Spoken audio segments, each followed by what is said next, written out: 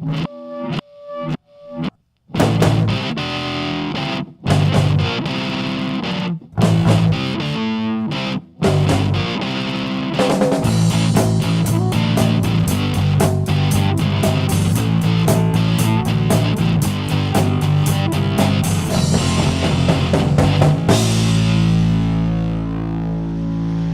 good morning. It's Tim Patterson, Trade Show Guy. Welcome to Trade Show Guy Monday Morning Coffee for June 26, 2017.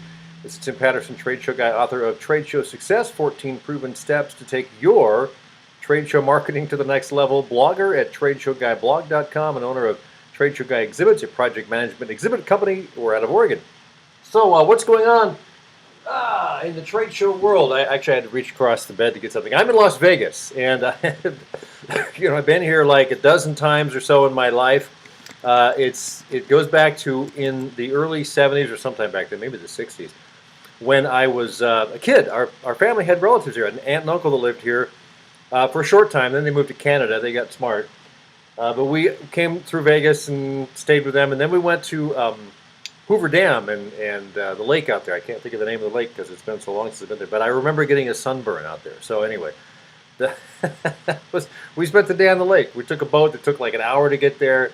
We had to take 3 trips back and forth. I don't know. It was just crazy. But I remember that very vividly. So I also came here in the mid 80s. I was a disc jockey, a news guy in Portland, and there was a new airline, Sun World or something like that was out of Vegas, and they gave me a free round trip ticket. I thought, well, I'll go down there for a day. I was a disc jockey, so I didn't have much money.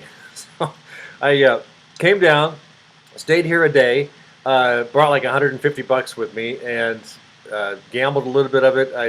I sat down at the keno table because I wasn't a card player. A friend tried to teach me how to play cards. I dropped $20 in like record time, so I thought, well, that's not me. I played a few slots. But I actually won $160 playing Keno. And I thought, well, this is great. I only spent like a couple of bucks. I thought, well, let me up the ante to like 15 or $20. I did that a couple times. I thought, I didn't win. I better. So I came back with a $100 bill. That was all I had when I got back to Portland.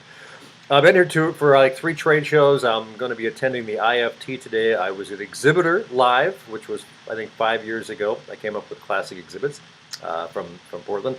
I was also at a show that a client was at in the water industry, I should say, the spa industry. Frankly, this is 10 or 12 years ago. I don't remember the name of the show, and I'm not even sure if the show, because I know the client's not doing that particular show anymore. So anyway, I thought it would be fun and be worth sharing what I do when I walk the floor at a trade show. I've got a client here, Maduri Farms.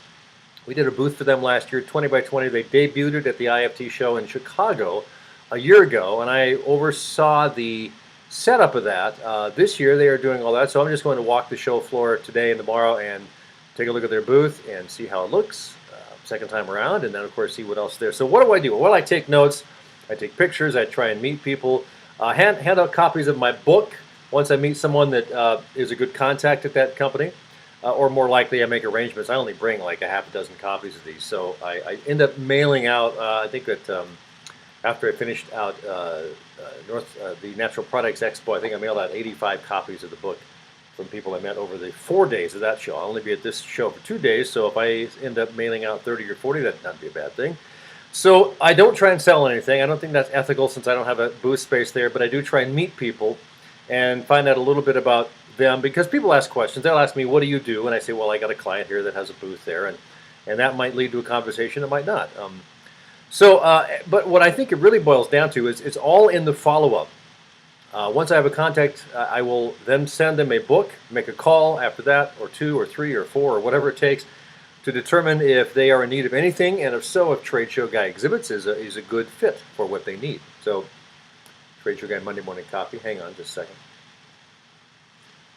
I'm not doing this live this morning, by the way.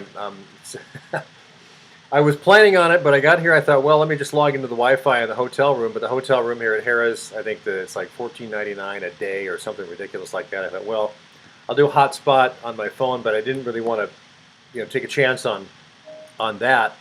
So I just, well, I'll just record it, I'll upload it. I can do that through the hotspot, so we'll just do that. So I'm about to wrap this up.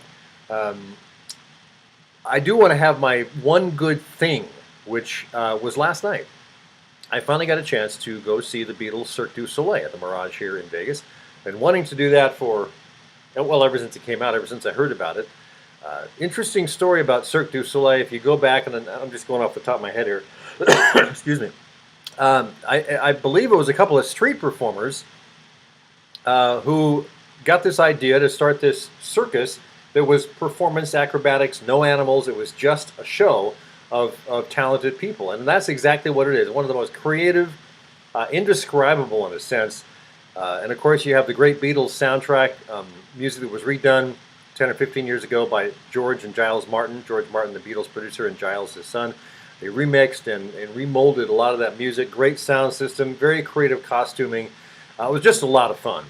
And it was well worth the $120 I spent. So that wraps up the Trade Show Guy Monday Morning Coffee for the 26th of June. Have yourself a great week. I'll see you next week.